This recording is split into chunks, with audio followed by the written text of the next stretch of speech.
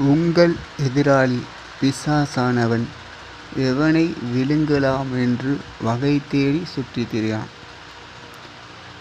இந்த பேதுருவில் எழுதப்பட்ட ஒரு வார்த்தையை பாருங்கள். உங்கள் எதிராளி, உங்கள் சத்ரு, உங்களுக்கு விரோதமாக செய்யப்படுகிற ஒவ்வொரு காரியங்களையும் பேதுரு அழகாக சொல்லப்படுற உங்கள் எதிராளி பிசாசானவன் எவனை விழுங்கலாமோ என்று வகை தேடி சுற்றித் திரிகிறான்.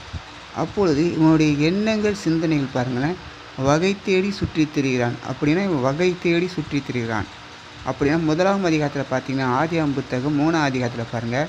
ஆதாம் ஏவாள் இருக்கிறாங்க. ஆனால் ஏவாள்கிட்ட போய் சொல்கிறான். எப்படி சொல்கிறான்ற பாருங்கள். ஏவாளை ஏமாத்துறதுக்கு அவன் எப்படி தந்திரமாக செயல்படுறான்றதை அந்த அதிகாரத்தை நீங்கள் வாசித்து பார்த்தீங்கன்னா ரொம்ப அழகாக தெரியும். தோட்டத்தில் உள்ள சகல விருட்சத்தின் கனியை தேவன் சாப்பிட வேண்டாம் என்று உங்களுக்கு சொன்னது உண்டோ? அப்பொழுது அந்த அம்மா சொல்கிறாங்க. அந்த அம்மா பாருங்கள், அந்த அம்மாவோட இருதயத்தின் நினைவை அந்த வாயிலிருந்து எப்படி வார்த்தை புறப்படுதுன்னு பாருங்கள்.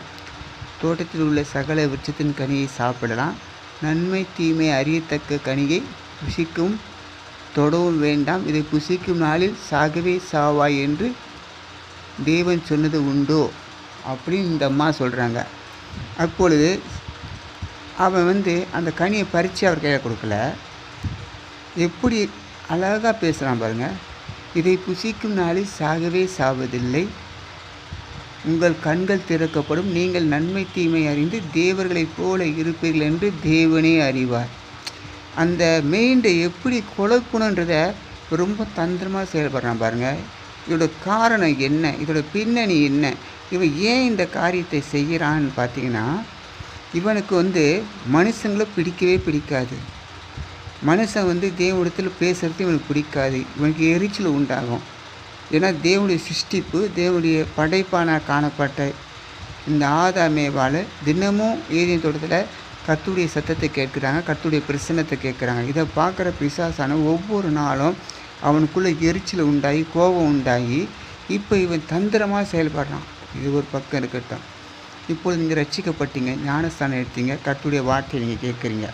இப்பொழுது நீங்கள் தேவனுடைய சிருஷ்டிப்பு, தேவனுடைய முத்திரை தரிக்கப்பட்ட ஆட்களாக இருக்கிறீங்க. இப்போ உங்களை ஏமாற்றணுன்னா எப்படி ஏமாற்றுவான்? நேராக நான் பிசாசு வந்திருக்கேன், உன்னை ஏமாற்ற போகிறேன் அப்படி எதையுமே சொல்ல மாட்டான். நீங்கள் என்ன நோக்கத்தில் இருக்கிறீங்கன்றதை உங்களை சுற்றி ஒவ்வொரு நாளும் கவனமாக பார்ப்பான். அது மாத்திரமல்ல, உங்களுக்கு யார் பிடிக்குன்றவங்கள அவங்கள கொண்டே உங்களை வஞ்சிப்பான். இன்னும் உங்கள் பிள்ளையை கொண்டு